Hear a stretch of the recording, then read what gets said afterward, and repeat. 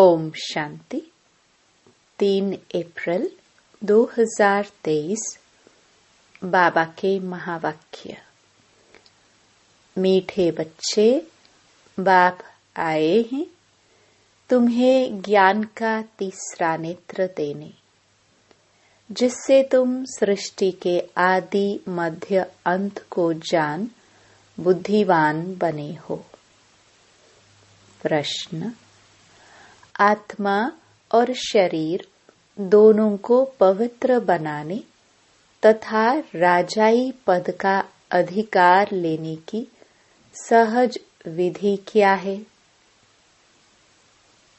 उत्तर: तुम्हारे पास देह सहित जो भी पुराना कखपन है उसे एक्सचेंज करो, बाप के हवाले कर दो, पूरा बलि चढ़ो, बाप को ट्रस्टी बनाओ। श्रीमत पर चलते रहो तो आत्मा और शरीर दोनों पवित्र बन जाएंगे, राजाई पद प्राप्त हो जाएगा। जनक भी बलि चढ़ा तो उनको जीवन मुक्ति मिली। तुम बच्चे भी बाप को वारिस बनाओ तो 21 जन्मों का अधिकार मिल जाएगा। गीत। नयनहीन को राह दिखाओ प्रभु। ओम शांति। बच्चों ने गीत सुना। यह भक्त भगवान को पुकारते हैं। भगवान को पूरा न जानने के कारण मनुष्य कितना दुखी है, कितना माथा मारते रहते हैं। भक्ति मार्ग में सिर्फ इस जन्म की बात नहीं, जब से भक्ति मार्ग शुरू हुआ है तब से धक्के खाते रहते हैं। भारत में ही पूज्य देवी देवताओं का राज्य था, जिसको स्वर्ग सचखंड कहा जाता था। अब भारत झूठ खंड है। भारत की महिमा बड़ी जबरदस्त है, क्योंकि भारत परमपिता परमात्मा का बर्थ प्लेस है। उसका असुल नाम शिव ही है। शिव जयंती मनाते हैं। रुद्र व सोमनाथ जयंती नहीं कहा जाता है। शिव जयंती व शिवरात्रि कहा जाता है। अब सभी नयनहीन बुद्धिहीन हैं, क्योंकि सब में 5 विकार प्रवेश हैं। रावण ने नयनहीन और बुद्धिहीन बनाया है। एक दो को दुख देते रहते हैं। भारत जब स्वर्ग था तो दुख का नाम नहीं था। स्वर्ग की स्थापना करने वाला है हेवनली गॉड फादर। अभी सब भक्तों का भगवान तो जरूर एक होना चाहिए ना। सभी नयनहीन हैं, अर्थात ज्ञान के चक्षु व डिवाइन इंसाइट नहीं है। भगवान वाच, मैं तुमको राजयोग सिखाता हूँ। श्रीमद् भगवत गीता है मुख्य। श्री अर्थात श्रेष्ठ मत से अब तुमको बुद्धिवान बनाया जाता है। दिव्य चक्षु अर्थात ज्ञान का तीसरा नेत्र देते हैं।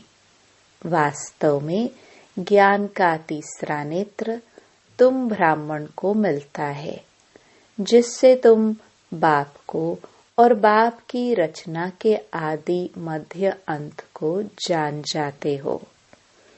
इस समय सर्वव्यापी हैं देह, अहंकार व 5 विकार। इसलिए सभी घोर अंधियारे में हैं। तुम बच्चों के पास रोशनी है। तुम्हारी आत्मा सारे वर्ल्ड की हिस्ट्री ज्योग्राफी को जान गई है। आगे तुम सब अज्ञान में थे, ज्ञान अंजन सतगुरु दिया, अज्ञान अंधेर विनाश। जो पूज्य थे वही फिर पुजारी बन पड़े हैं। पूज्य हैं रोशनी में, पुजारी हैं अंधियारे में। परमात्मा को आपे ही पूज्य, आपे ही पुजारी नहीं कह सकते। वह तो है ही परम पूज्य, सबको पूज्य बनाने वाला। उनको कहा जाता है परम पूज्य, परम पिता, परमात्मा। कृष्ण को थोड़े ऐसे कहेंगे, उनको सब गॉड फादर नहीं कहेंगे। निराकार गॉड को ही सब गॉड फादर कहते हैं। है वह भी आत्मा, परंतु परम है, इसलिए उनको परमपिता परमात्मा कहा जाता है। आत्मा और परमात्मा का रूप एक ही है। जरूर हम आत्मा हैं, वह परम आत्मा सदैव परम धाम में रहने वाला है। अंग्रेजी में उनको सुप्रीम सोल कहा जाता है। बाप कहते हैं तुम गाते भी हो, आत्मा परमात्मा अलग रहे बहुकाल। ऐसे नहीं परमात्मा परमात्मा से अलग रहे बहुकाल, नहीं। पहले नंबर का अज्ञान है आत्मा सो परमात्मा, परमात्मा सो आत्मा कहना। आत्मा तो जन्म मरण में आती है, परमात्मा थोड़े पुनर्जन्म में आते हैं। बाप बैठ समझाते हैं, तुम भारतवासी स्वर्गवासी पूज्य थे। यह सारी ईश्वरीय फैमिली हो गई ना। अच्छा, भला यह तो बताओ तुम मात पिता किसको कहते हो? यह कौन कहते हैं? आत्मा कहती है तुम मात पिता। तुम्हारी कृपा से स्वर्ग के सुख घनेरे हमको स्वर्ग में मिले हुए थे।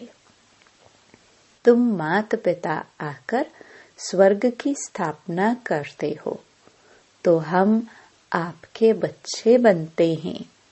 बाप कहते हैं मैं संगम पर ही आकर राजयोग सिखलाता हूँ नई दुनिया के लिए। बाप आकर समझाते हैं तुम मुझे भूल गए हो। मेरी तो शिव जयंती भी भारत में मनाते हो ना। गाया भी जाता है शिवरात्रि। कौन सी रात्रि? यह ब्रह्मा की बेहद की रात है। संगम पर आकर रात से दिन अर्थात नरक से स्वर्ग बनाते हैं। शिवरात्रि के अर्थ का भी कोई को पता नहीं है। भगवान है निराकार। मनुष्यों के तो जन्म बाय जन्म शरीर के नाम बदलते हैं। परमात्मा कहते हैं मेरा शारीरिक नाम ही नहीं है, मेरा नाम शिव ही है। मैं सिर्फ बूढ़े वानप्रस्थ तन का आधार लेता हूँ। यह पूज्य था, अब पुजारी बना है। शिव बाबा आकर स्वर्ग रचते हैं। हम उनके बच्चे हैं, तो जरूर हम स्वर्ग के मालिक होने चाहिए ना। वह शिव बाबा है ऊंचे ते ऊंचा।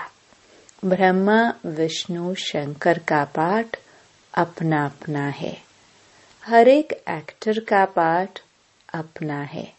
हर एक आत्मा में अपना सुख का पाठ नोंधा हुआ है। बाप कल्प कल्प आकर भारतवासियों को स्वर्गवासी बनाते हैं। उसको भूल गए हैं। कहते हैं फलाना स्वर्गवासी हुआ। अरे अब तो नरक है, तो पुनर्जन्म जरूर नरक में ही लेंगे ना। तो फिर तुम उनको नरक का भोजन क्यों खिलाते हो? स्वर्ग में तो अथाह वैभव है। फिर उनकी आत्मा को मंगाकर नरक का भोजन क्यों खिलाते हो? पतित ब्राह्मण को खिलाते हो, प्याज आदि खिलाते हो। वहां थोड़ी यह होता है। तो देखो भारत की क्या हालत हो गई है। भगवान वाचा, अब मैं तुमको ज्ञान का तीसरा नेत्र देता हूँ। तुम फिर से राजाओं का राजा बनेंगे। देवी देवताएं 84 जन्म भोग पूज्य से पुजारी बन गए हैं। तुम जानते हो हम शिव बाबा के वारिस बने थे। शिव बाबा ने स्वर्गवासी बनाया था। तब उनको सब याद करते हैं। ओ गॉड फादर, रहम करो। साधु भी साधना करते हैं, क्योंकि यहाँ दुख है तो निर्वाण धाम जाना चाहते हैं। आत्मा परमात्मा में लीन तो होती नहीं, यह समझना भूल है। अब तुम कहते हो हम आत्मा परम धाम में रहने वाली हैं। हम आत्मा सो देवी देवता कुल में आएंगे, फिर 84 जन्म भोगेंगी। हम सो आत्मा फिर दैवी कुल, क्षत्रिय कुल से वैश्य शूद्र कुल में आएंगे। शिव बाबा जन्म मरण में नहीं आते, सिर्फ आकर भारत को स्वर्ग बनाते हैं। गाया भी जाता है सतयुग में सूर्यवंशी श्री लक्ष्मी नारायण की डायनेस्टी थी। जैसे क्रिश्चियन घराने में Edward the first, Edward the second, third चलता है, वैसे ही वहां भी Lakshmi Narayan the first, Lakshmi Narayan the second, third, ऐसे 8 डायनेस्टी चलती हैं। अभी तुम ब्राह्मणों का तीसरा नेत्र खुला है। बाप बैठ आत्माओं से बात करते हैं। तुम ऐसे 84 का चक्कर लगाकर इतने इतने जन्म लेते आए हो। वर्णों का भी एक चित्र बनाते हैं, जिससे देवता क्षत्रिय वैश्य शूद्र बनाते हैं। अब तुम जानते हो हम सो ब्राह्मण चोटी हैं। इस समय हम हैं ईश्वरीय औलाद प्रैक्टिकल में। इस समय राजयोग और ज्ञान से हमको सुख घनेरे मिलते हैं। कोई तो सूर्यवंशी राजा रानी का वर्षा लेते हैं, कोई चंद्रवंशी का। सारी किंगडम स्थापन हो रही है। हर एक अपने पुरुषार्थ से वह पद पाएंगे। कोई अगर पूछे कि अभी पढ़ते पढ़ते हमारा शरीर छूट जाए तो क्या पद मिलेगा, तो बाबा बतला सकते हैं। योग से ही आयु बढ़ती है, विकर्म विनाश होते हैं, और कोई उपाय पतित से पावन बनने का है नहीं। पतित पावन कहने से ही भगवान याद आता है। भगवान है कौन यह नहीं जानते। बाप कहते हैं मैं आता ही भारत में हूँ, यह मेरा बर्थ प्लेस है। सोमनाथ का मंदिर कितना आलीशान था, यह बाप ही बच्चों को समझाते हैं, जिसके फिर बाद में शास्त्र बनते हैं। भक्ति मार्ग में ही यह यादगार बनना शुरू होते हैं। जब पुजारी बनते हैं तो पहले पहले सोमनाथ का मंदिर बनाते हैं। भारत तो सतयुग त्रेता में बहुत साहूकार था, मंदिरों में अथाह धन था, भारत हीरे तुल्य था। अब तो कंगाल कौड़ी तुल्य है। फिर बाप आकर भारत को हीरे तुल्य बनाते हैं। सारा झाड़ जर्जरीभूत अवस्था को पाया हुआ है। बाप कहते हैं, अपनी शक्ल तो देखो, लक्ष्मी नारायण को वरने लायक हो। नारद की कहानी है ना, पतित आत्मा पवित्र लक्ष्मी अथवा नारायण को कैसे वर सकेगी। विकार में गए तो फिर पासपोर्ट कैंसिल हो जाता है। अपने आप को देखा जाता है कि हम ऐसा पुरुषार्थ करते हैं जो बाबा मम्मा के गद्दी नशीन बन सके।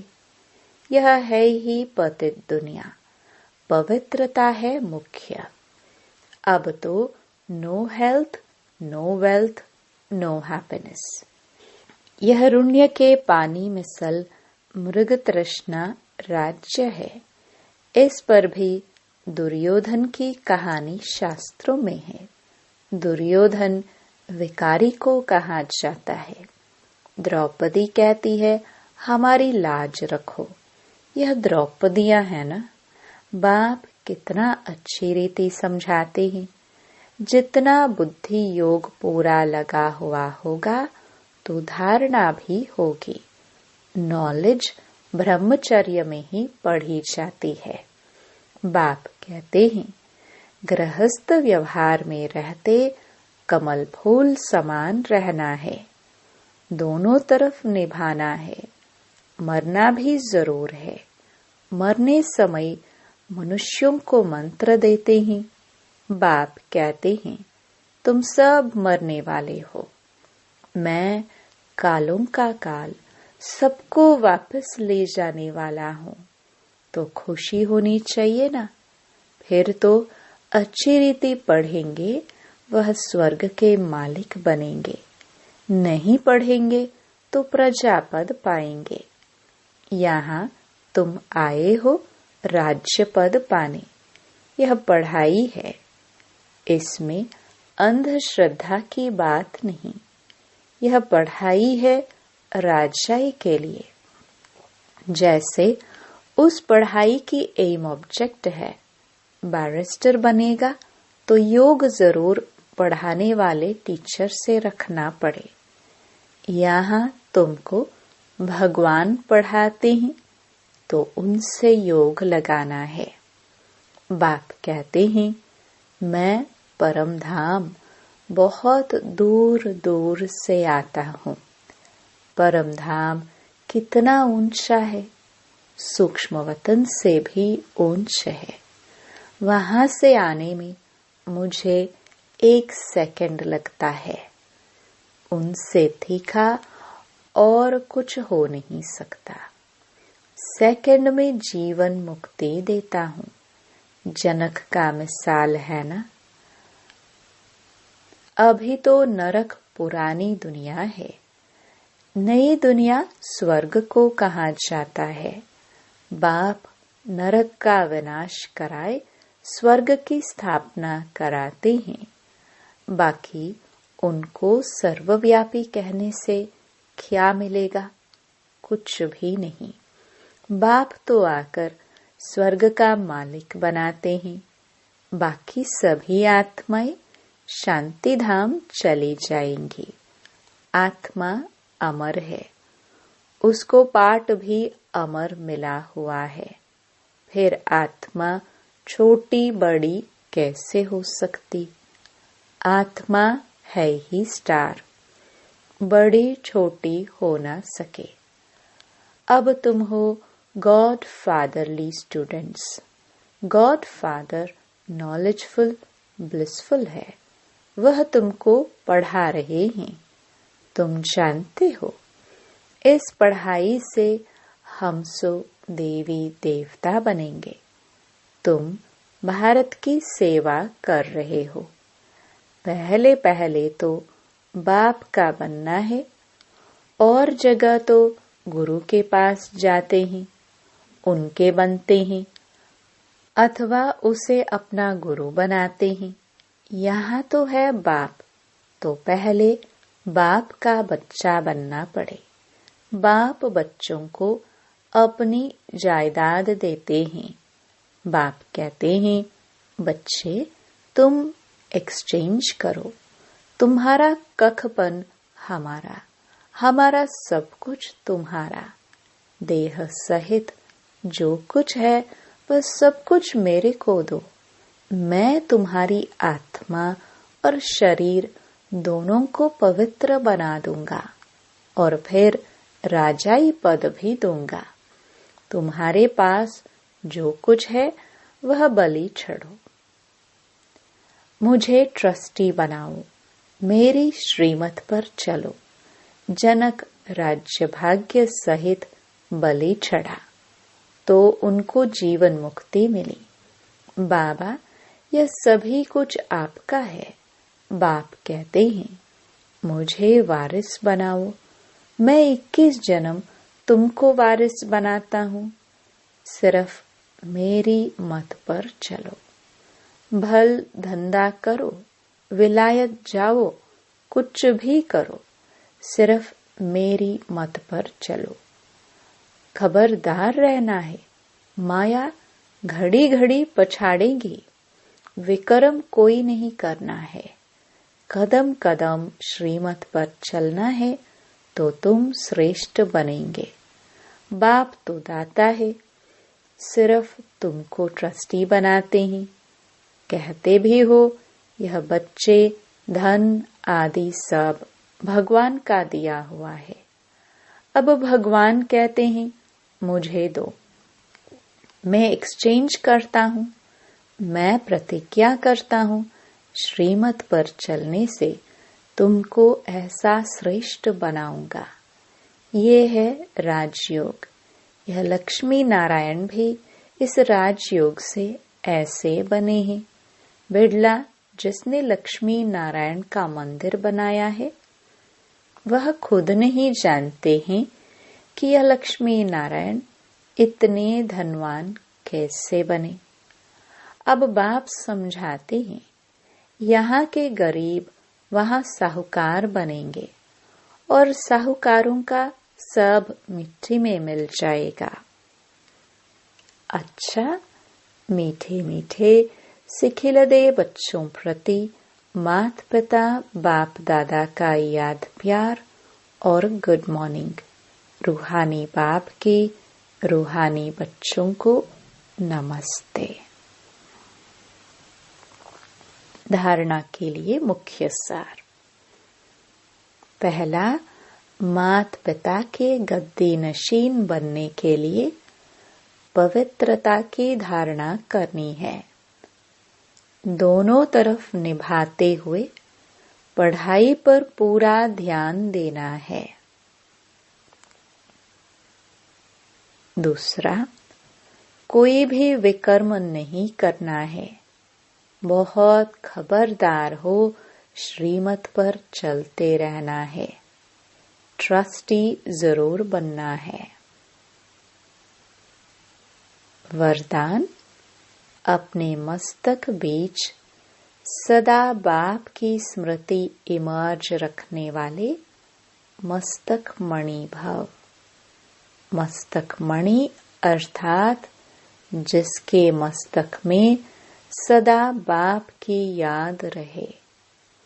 इसी को ही ऊंची स्टेज कहा जाता है।